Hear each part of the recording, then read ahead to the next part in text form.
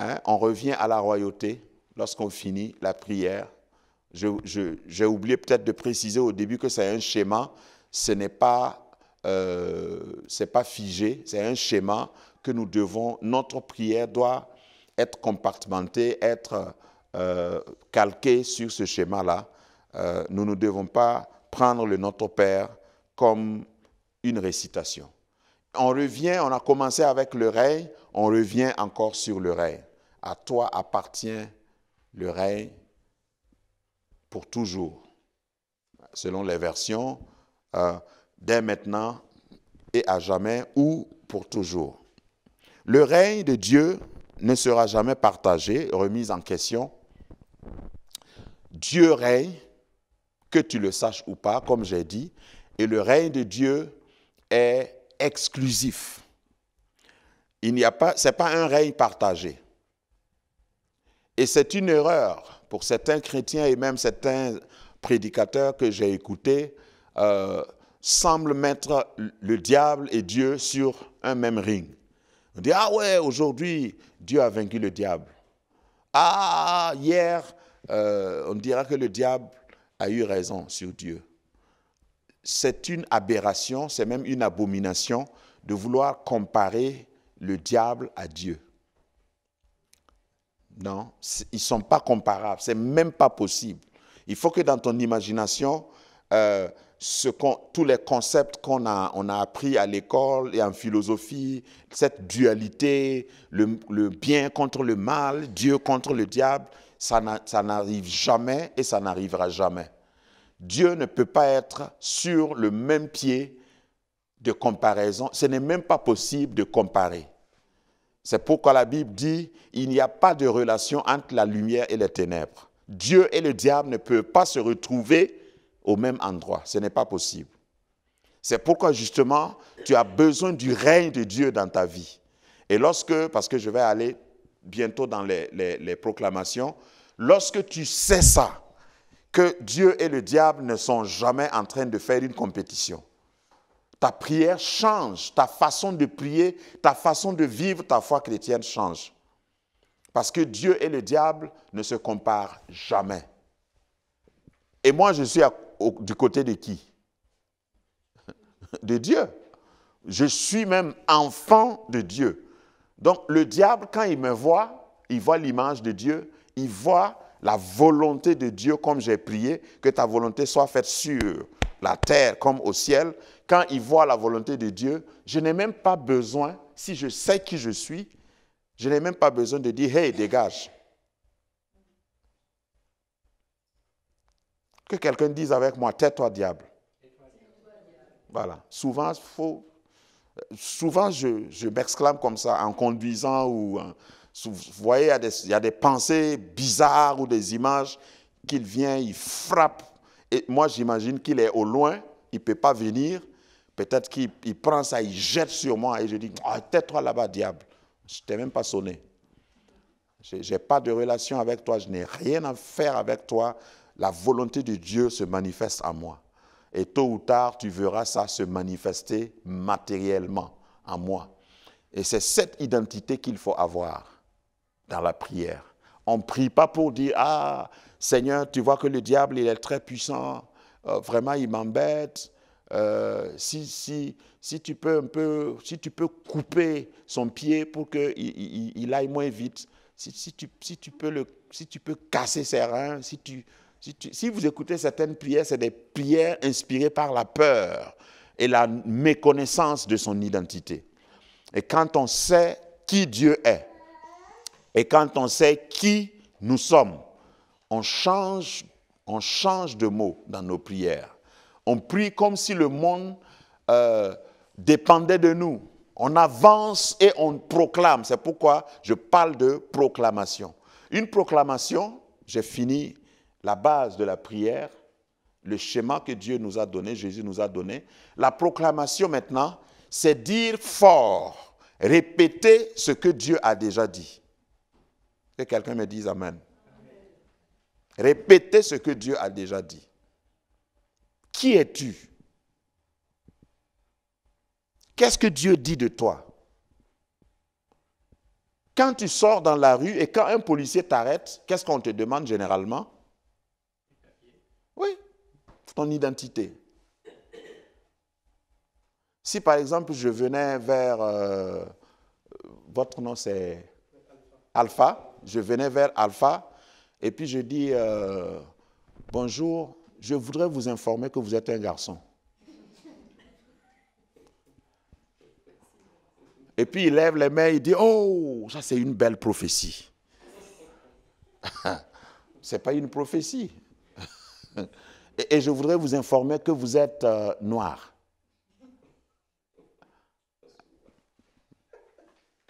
Quelle est l'information? Qu'est-ce que j'ai ajouté à ce qu'il connaissait et ce qu'il savait? S'il est patient, il va rire comme il rit. Sinon, il va dire, oh, va te faire foutre. Qu'est-ce que c'est? Oui, parce que à la limite, je le dérange. Et puis quelqu'un peut dire, le monsieur là, il faut le laisser, il n'est pas normal. Il perd ton temps. C'est comme ça qu'il faut réagir souvent avec le diable. Lorsque le diable vient proclamer, veut dire ce que Dieu a dit que tu es. Dans la parole de Dieu, Dieu dit que moi je suis un victorieux. Il dit que personne ne peut me séparer de l'amour de Dieu. Dans la Bible dit que moi, je puis tout par celui qui me fortifie. Donc quand le diable vient et il dit, est-ce que tu sais que tu n'es qu'un homme? C'est la même chose. Je dis, bah, va te faire foutre. Je sais ça depuis longtemps. Je sais ça, mais mon Dieu dit que je suis plus fort. Celui qui est en moi est plus fort que celui qui est contre moi. C'est ça la proclamation. Se saisir de tout ce que Dieu dit que je suis et le confesser. Dire la même chose que ce que Dieu a dit. C'est ça l'étape supérieure de la prière. Parce que la prière, ce n'est pas informer Dieu. Certaines prières, quand vous les écoutez, peut-être que maintenant, à partir de cet enseignement, vous allez faire attention aux prières. Même quand on dit aux gens de prier dans l'église, souvent ils se lèvent et puis ils informent Dieu du climat qu'il fait, la température. Seigneur, tu sais qu'il pleut.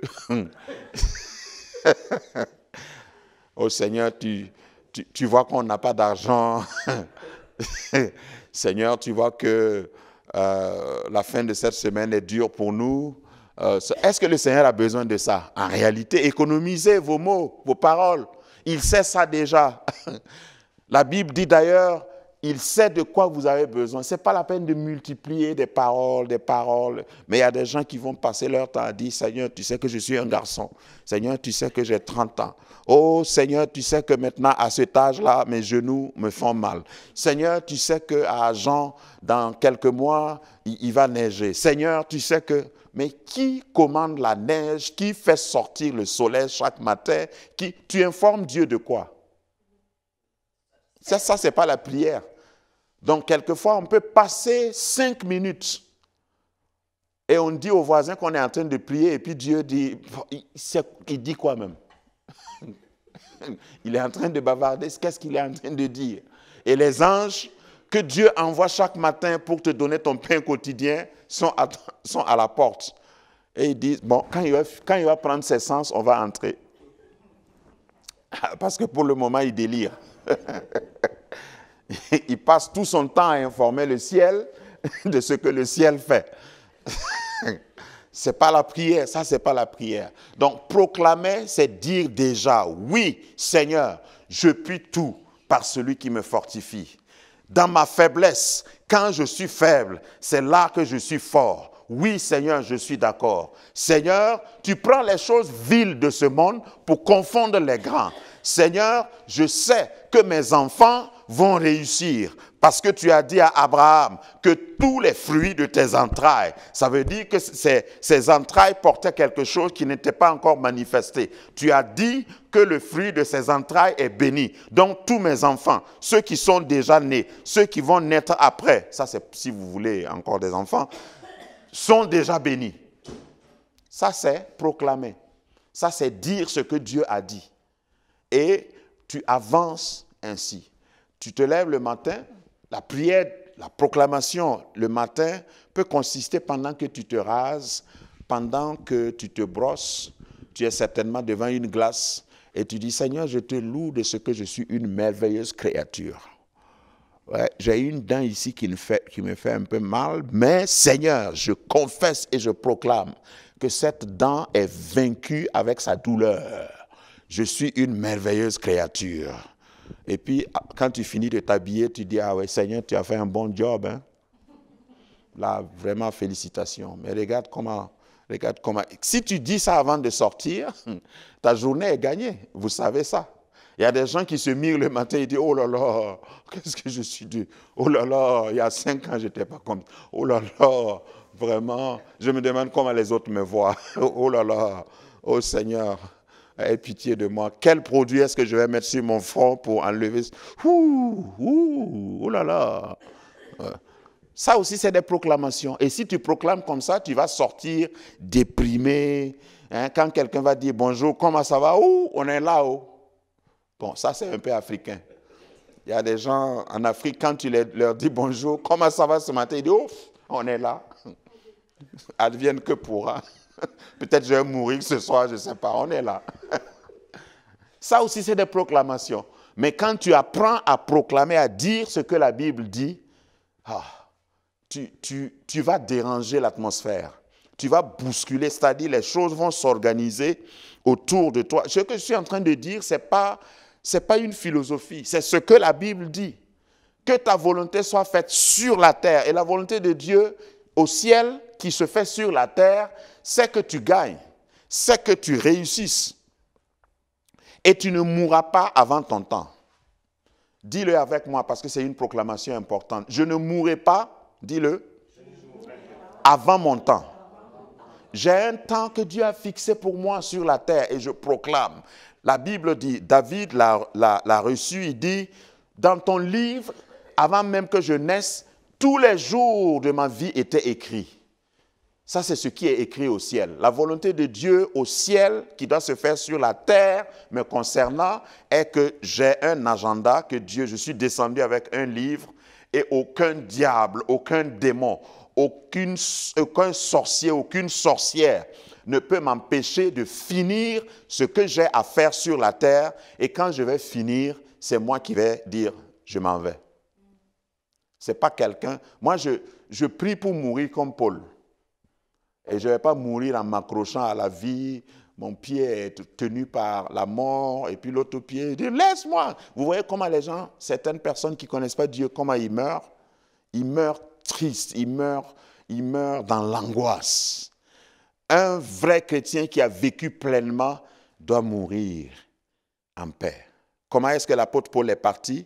Il dit, maintenant je sers de libation. Le jour de mon départ arrive. Libation, c'est ce qu'on faisait, c'était un processus dans le temple où le prêtre entrait avec un vase rempli d'ornements ou rempli de parfums et il faisait le tour de l'autel et il versait un peu, à la fois, il verse et il fait le tour de l'autel jusqu'à ce que le vase se vide. Et il dit, le jour de mon départ approche. J'ai combattu le bon combat. J'ai achevé la course. Normalement, un chrétien doit savoir quand il a achevé. Et dis à ton voisin, moi je n'ai même pas encore fini. Il ne faut pas penser qu'il s'agit de moi. Je n'ai pas encore fini. Mais quand tu auras fini, tu dois savoir. Ça, c'est ce que la Bible dit de moi. Est-ce que quelqu'un... j'ai envie de crier, mais comme je ne suis pas en Afrique, je me contrôle, quoi. Parce que j'ai envie souvent de sauter même. Je sais quand j'ai fini. Normalement, si je suis venu avec un programme, si tu quittes ici pour aller à Bordeaux, quand tu vas arriver à Bordeaux, normalement, tu dois savoir que tu es arrivé. Parce qu'il y a des bornes même sur la route, il y a des panneaux qui t'indiquent. Moi, j'ai des panneaux qui m'indiquent que je n'ai pas encore fini. Il me reste encore, et personne ne m'arrêtera, personne, ni spirituel, ni humain physique, ne m'arrêtera tant que je n'ai pas fini. Et si tu restes sur ma route,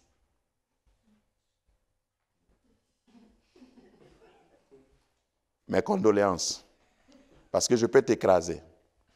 La rage de finir, la rage d'arriver au bout, hein, parce que je peux appeler du secours quand tu es plus gros que moi, plus grand que moi, plus fort que moi. J'ai du secours. Je peux composé. Ici, c'est quoi, le 18? La gendarmerie, c'est quoi ici? Voilà. 17, ok. Aux États-Unis, c'est 911. Voilà. Et je peux appeler le ciel à mon secours. Et c'est ce qu'il faut faire. Dieu t'a promis déjà du secours. Ne regarde pas aux gens. Quand tu arrives à cette proclamation de combat où tu vois que tout est contre toi, ôte tes yeux de la terre et commence à dire, Seigneur, ici, j'ai besoin d'un renfort céleste. Et vous savez, le renfort céleste, c'est quoi? Souvent, on pense que c'est des intercesseurs. Oh, toute l'Église, mobilisez-vous, priez pour moi. Ça, c'est trop faible. Parce que lorsque tu vas même... Bon, est-ce que je peux parler librement? Parce que là où j'ai grandi, lorsque même vous allez à des réunions de prière, certaines réunions de prière sont des réunions d'information. Ah, la sœur, là, ça ne va pas. Hein? Tu as entendu son témoignage? Elle dit que ça ne va pas entre elle et son mari. Ah, au point où c'est arrivé, là, vraiment, si ce n'est pas la prière, je ne pense pas que ça va aller. Hein? Quand vous allez souvent dans certaines réunions de prière, votre sujet devient une actualité. Et les gens quittent la réunion de prière avec « Ah, pour le frère, là, c'est grave, hein? Tu as entendu son témoignage? » Pourtant, il avait partagé pour que on puisse prier. On dit, mais je ne savais pas que c'était comme ça. Mais là où c'est arrivé, là, c'est grave. Si ce n'est pas la main de Dieu, certainement, ils vont divorcer. Ah, mais là, si ce n'est pas vraiment la grâce de Dieu, mais je ne sais pas comment ils vont s'en sortir. Bon, je sais que chez vous, dans vos églises, ce n'est pas comme ça. Mais chez moi, j'entends ça souvent. Donc, j'ai appris dans la vie, quand c'est chaud dans ma vie, de ne pas me référer aux hommes. Oh, je suis peut-être un chrétien bizarre, mais je ne partage pas tous mes témoignages avec, surtout si je ne te connais pas. C'est pourquoi je dis je suis bizarre. Vous pouvez m'appeler chrétien bizarre, j'accepte. C'est même un compliment. Je ne partage pas tous mes témoignages avec les hommes, parce que c'est des hommes. Je ne prie pas les anges, mais j'interpelle les anges. C'est ça proclamer. Souvent, quand j'ai peur, je peux marcher dans ma maison et puis je dis, Michael, est-ce que tu es là? Parce que c'est toi, le ministre de la Défense dans l'armée céleste. Chaque fois que vous voyez l'ange Michael, c'est pour venir au secours, vous savez. Si j'ai besoin d'être introduit à des niveaux supérieurs où je ne suis pas connu, je ne cherche pas quelqu'un, chez nous on dit bras long, hein? Je ne cherche pas quelqu'un pour m'introduire. J'appelle Gabriel, le ministre de l'Information. Ange Gabriel, c'est toi qui as annoncé à Marie que Jésus devait venir. C'est toi qui as annoncé à Élisabeth qu'elle devait tomber enceinte, enfin à Zacharie que sa femme devait tomber enceinte. Donc, je te prends comme le ministre de l'Information. Est-ce que tu peux envoyer un SMS, un texto au directeur là pour dire qu'il doit m'embaucher? Fais-le, parce que notre rendez-vous, c'est dans 2 heures. Je compte sur toi, Gabriel. Et puis, le ciel est organisé. Et les anges sont là pour exécuter. La Bible dit dans Psaume, ils sont rapides, plus rapides que des éclairs, pour exécuter la volonté de Dieu. Et quand tu sais ça, tu changes de fréquence.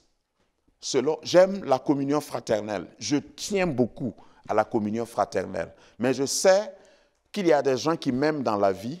Ma femme, par exemple, elle m'aime. Ouais, et je crois qu'elle m'aime. Et elle me dit qu'elle m'aime. Et je crois aussi. Vous ne croyez pas? Voilà. Donc j'attendais votre réaction. Je dis que ma femme m'aime et vous me regardez comme ça. Mais ce n'est pas parce qu'elle m'aime qu'elle peut m'aider dans certaines situations. Souvent parce qu'elle m'aime tellement, elle me voit dans des situations et elle se met à pleurer seulement. Donc ce n'est pas que les frères dans le Seigneur, dans l'Église, ne vous aiment pas. Mais il y a des choses qu'ils ne peuvent pas faire pour vous. Je ne vous apprends rien. Ils vous aiment et quand vous donnez votre témoignage, ils se mettent à pleurer. Seigneur, Seigneur, Seigneur. Mais pourquoi tu ne vas pas directement au Seigneur? Pourquoi tu passes le temps à compter sur eux? Ils sont des hommes. D'ailleurs, la Bible dit, et j'ai toujours eu peur de ce verset, il dit, malheur à l'homme qui se confie en l'homme. Si tu es un homme, il faut savoir te tourner vers Dieu, proclamer ce que Dieu a dit déjà que tu es et oublier ce que les hommes pensent que tu es. Parce que les hommes ont, aussi nombreux que nous sommes, si on devait faire un test, je n'ai pas la capacité de le faire, mais si par exemple je devais brancher sur chaque tête ici une imprimante qui va imprimer ce que vous pensez de moi. Et puis après, j'allume le vidéoprojecteur et je mets chaque page de ce que chacun pense de cet Africain bavard qui est en train de parler. Ça va faire rire. On peut passer toute la journée à disséquer. Ça va être beaucoup de dissertation. Il y en a qui pensent qu'au fait, il rêve, pour qui il se prend ce monsieur-là, etc. Quand vous voulez, non, je dis ça pour m'amuser, ce n'est pas la réalité. Quand vous voulez vous confier à l'homme, l'homme va toujours, en dehors de ce que vous dites, il va penser autre chose. S'il n'a pas assez d'argent, je me demande comment il dépense son salaire. Pourtant, tu as dit, prie pour moi, parce que j'ai des problèmes financiers. Il ferme les yeux et dit, oh Seigneur, viens au secours du frère. Donne-lui la sagesse pour gérer son argent. Je t'ai dit que je n'ai pas d'argent. Je n'ai pas dit que je ne sais pas gérer. Parce que quelquefois, quand tu n'as pas d'argent, gère comme tu veux. Moi, j'ai commencé mon ministère avec un salaire de 12 350. C'est combien d'euros? 10 000 francs. Ouais, Alpha, tu peux m'aider. 10 000 francs CFA, c'est quoi? Ouais.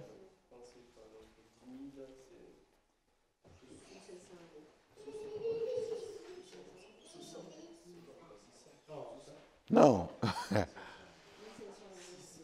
10 000 francs, c'est 600 euros.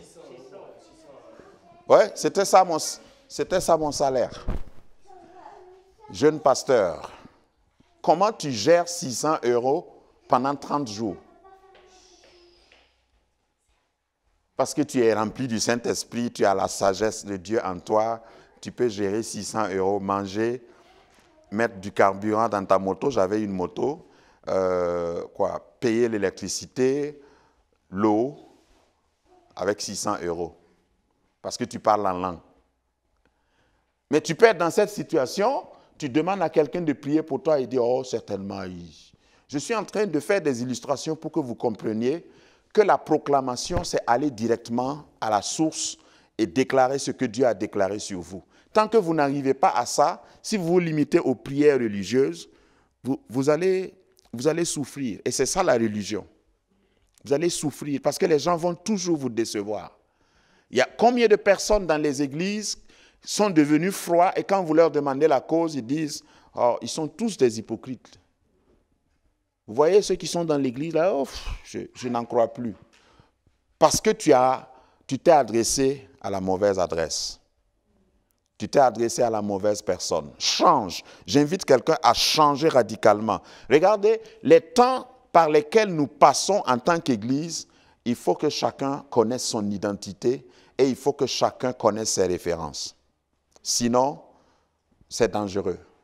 Parce que je crois que l'ennemi a tellement étudié à travers les âges comment nous fonctionnons en tant que chrétiens qu'il vient maintenant saper tout ce qui est fondement de la foi chrétienne.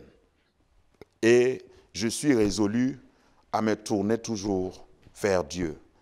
Quand je suis devant Dieu, le plus souvent, mes conversations avec Dieu, c'est comme mes prières personnelles, c'est comme une causerie. Il y a des gens qui semblent gentils, qui me séduisent. Et puis, quelquefois, j'ai envie de tout exposer à ces personnes-là. Mais le plus souvent, je prends un temps et je dis, Seigneur, qu'est-ce que tu penses de ce monsieur-là? Est-ce qu'il est entier? Qu'est-ce que je dois lui dire? Qu'est-ce que je ne dois pas lui dire? Parce que le Seigneur ne sera jamais blessé, mais moi je suis blessable, je suis vulnérable. Et si vous êtes blessé par un ami, ça fait très mal. Je sais qu'il y a beaucoup d'entre vous qui n'ont jamais été blessés par un ami, mais moi plusieurs fois. Je ne sais pas garder les choses, je suis naïf de nature, et naïf plutôt de nature, et je dis tout dès les premières heures. Et souvent, ça m'a coûté cher. Donc maintenant, j'ai appris à dire, Seigneur, qu'est-ce que tu penses du monsieur là, le monsieur qui parle beaucoup, qui est venu de l'Afrique là? Qu'est-ce que tu penses de lui? Depuis quand vous vous connaissez? Oui, depuis quand lui et toi, vous vous connaissez parce que tu n'as jamais connu personne avant Dieu. Dieu connaît les gens avant toi. Donc, renseigne-toi auprès de Dieu qui il est et ainsi, vous pouvez commencer à cheminer ensemble. Amen. Donc, la proclamation, je reviens sur mes notes. La proclamation, c'est lorsque tu dis exactement ce que le ciel dit au sujet de toi. Et je vais vous donner quelques notes avant que nous proclamions ensemble quelques prières. Donc, la prière de proclamation, c'est aussi une prière de délivrance. Parce que nous sommes nés, nous avons été formatés par des moules qui sortent prière de proclamation, c'est aussi prière de délivrance. Et je vais m'expliquer.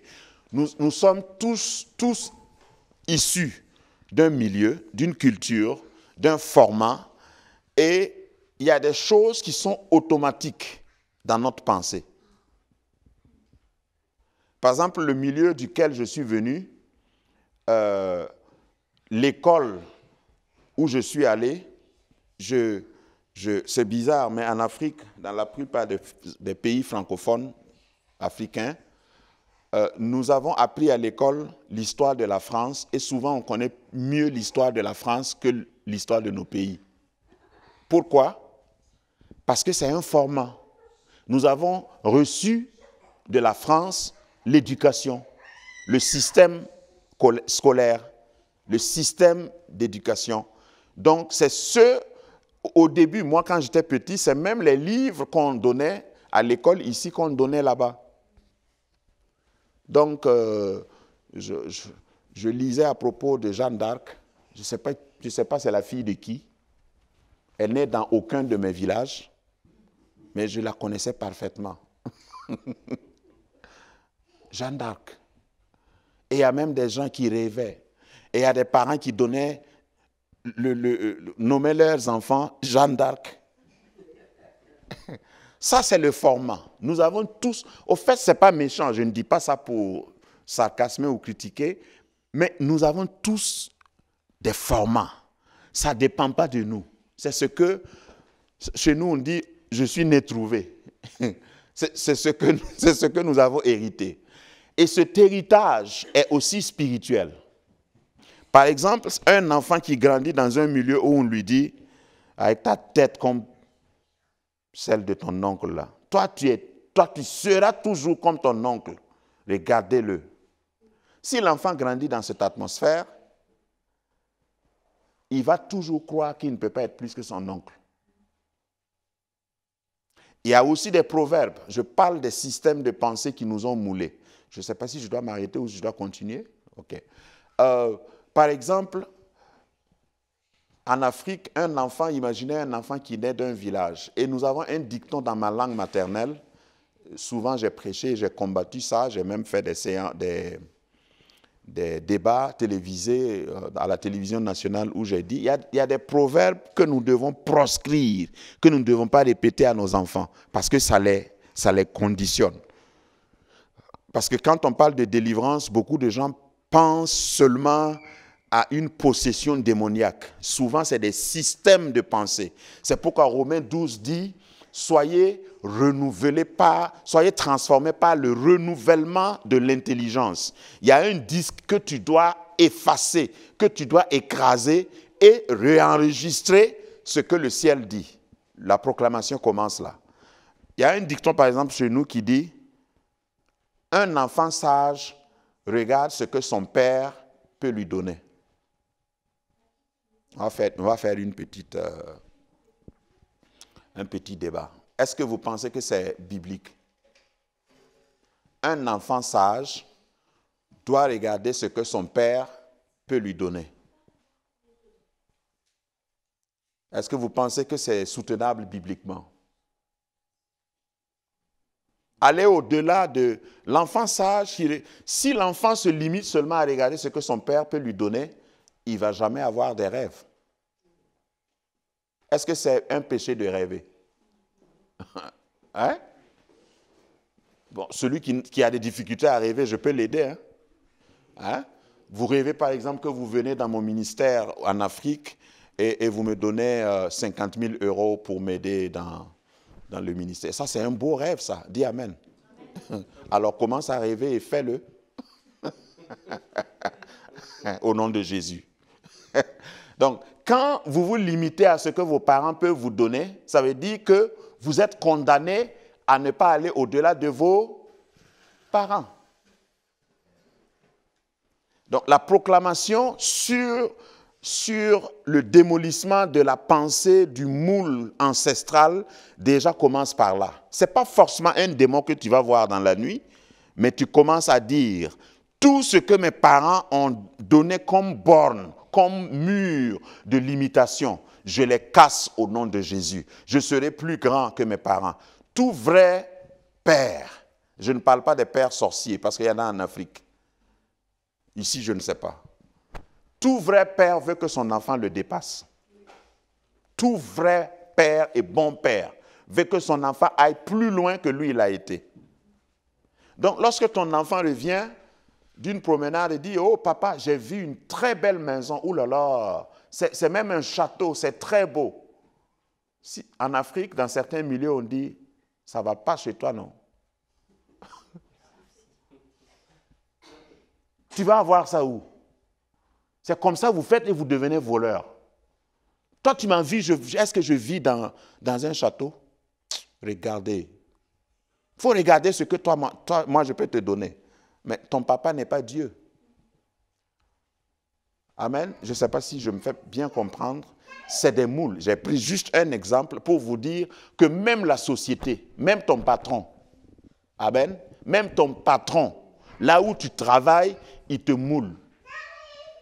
Je n'ai jamais vu un employeur qui embauche des gens et puis à l'interview dit, au fait, mon objectif, c'est de te rendre plus riche que moi. Donc, je voudrais que tu travailles bien parce que moi, j'ai tout fait, mais je n'ai pas vraiment réussi. Donc, le salaire que je vais te donner est plus grand que mon salaire parce que j'ai un objectif dans la vie, c'est de te rendre plus riche que moi. Qui a déjà entendu ça? Donc, la société même nous moule, nous formate à penser plus bas, par exemple, que notre patron, à ne pas prendre le même ascenseur que lui, à ne jamais penser conduire la même voiture que lui, parce que gare à nous, à ne pas manger dans le même restaurant que lui, parce que lui, c'est le patron, mais qui suis-je, moi? Moi, je ne suis qu'un simple employé. Ça, c'est des mots à enlever de ton vocabulaire. Je ne dis pas de devenir orgueilleux, mais je dis de marcher sur la terre comme la volonté du ciel doit se faire sur moi. Surtout si ton patron ne connaît pas Christ. Regarde comment tu te comportes. Tu es plus important que lui. Tu appartiens à deux mondes, tu as deux passeports. Si tu quittes ici, tu as une autre habitation ailleurs. Et le ciel est au courant de toi, le ciel n'est pas au courant de lui. Si vous deux vous criez, la Bible dit quand un malheureux crie, l'Éternel entend. Si vous deux vous criez en même temps avec la même tonalité, il y a un qui sera entendu, l'autre ne sera pas entendu. Pourquoi je vais me limiter à lui? Pourquoi je vais me laisser... non. Je vais vous faire sourire un peu. Une fois, je partais aux États-Unis, je me suis assis à côté d'un monsieur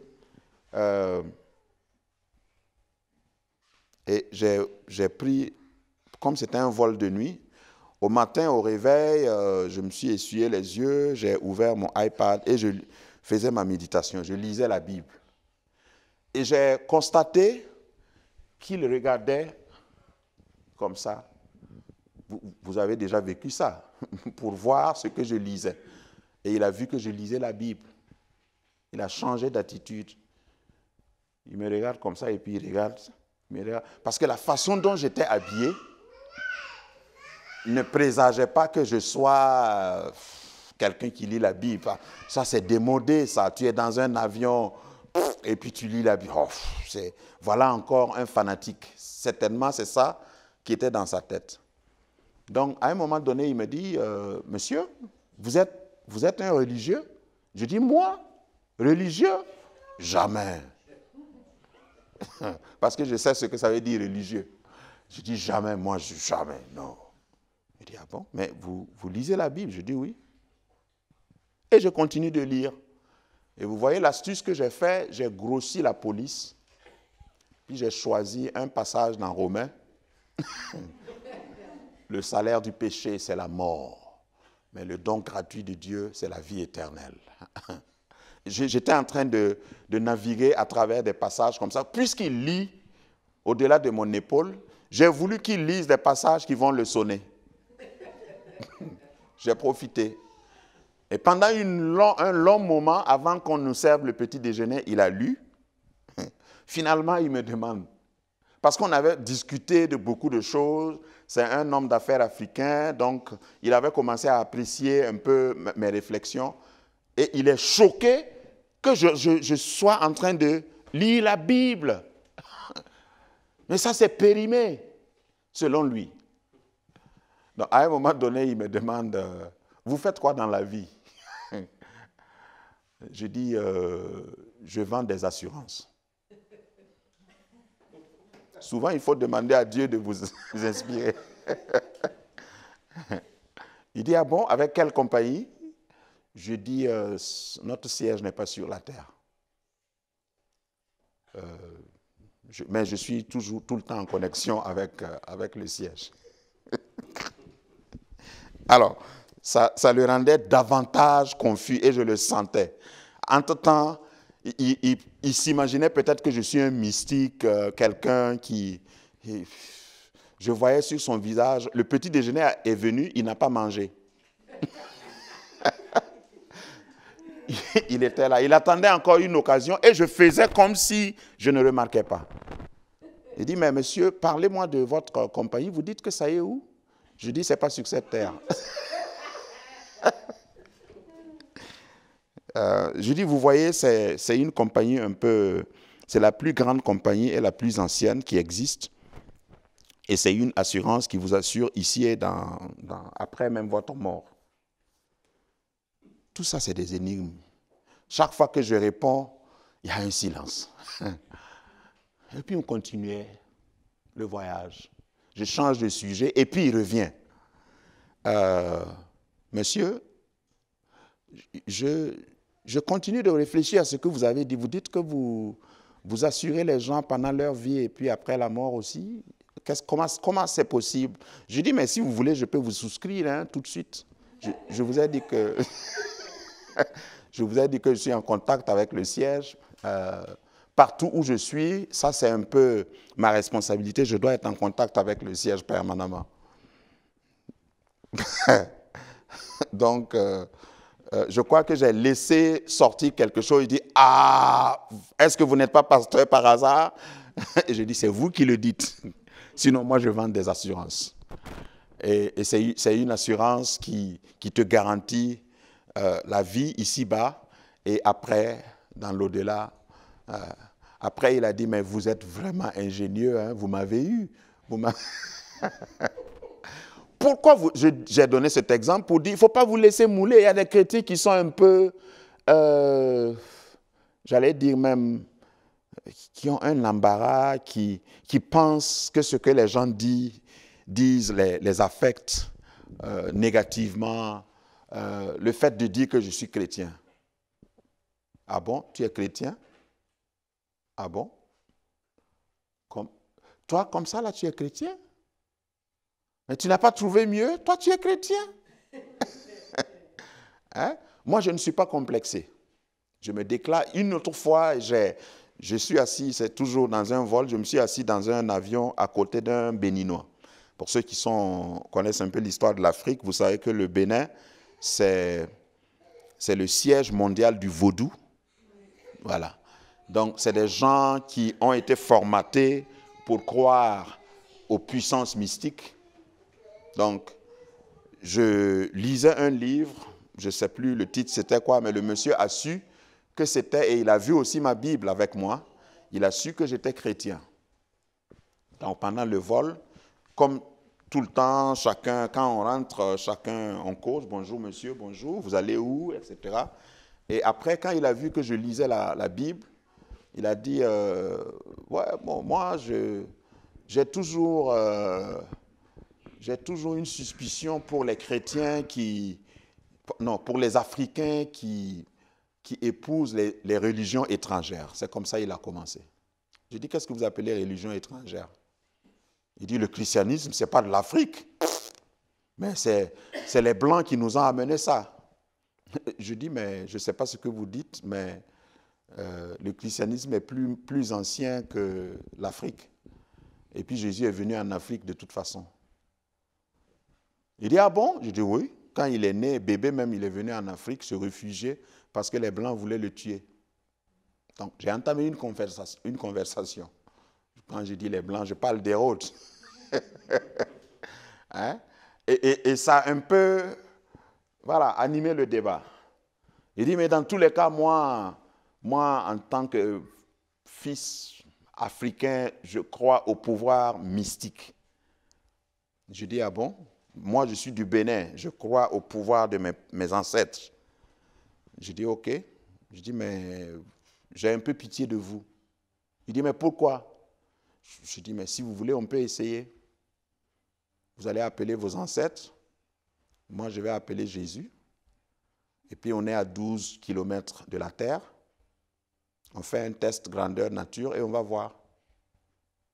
Il dit, vous voulez qu'on essaye? Je dis, moi que vous voyez là, je suis plus mystique que vous. Il a commencé à écarter. Vous n'êtes pas chrétien alors? J'ai dit, oui, je suis chrétien. Mais je peux commencer à parler en une autre langue que tu ne connais pas. Je vais appeler un secours angélique. Et puis de toi et moi, on est à côté l'un de l'autre. On va voir qui va arriver à destination. Il dit, je te rappelle que nous sommes à 12 000 mètres de la terre. Est-ce que tu es prêt? Lorsque tu seras prêt, il faut me dire, on va essayer. Tu invoques tes ancêtres, moi je vais invoquer Dieu. Je me suis fait comme Élie. Je lui ai posé la question 3 fois, il dit, oh ça va, c'est bon, monsieur. Pour dire qu'il ne faut pas être complexé. Lui croit à ses ancêtres. Ton ancêtre n'est pas plus ancien que Jésus. Pour ton information. Et il n'est pas moins, il est créé. Jésus n'a pas été créé. Et si tu es chrétien, il faut l'assumer. Il ne faut pas arriver à un niveau où tu es... Moi, je ne suis pas un chrétien complexé. Ça fait partie des proclamations. Quand tu proclames, dis au Seigneur ce qu'il dit que tu es, dis aux hommes, dis au diable ce que Dieu dit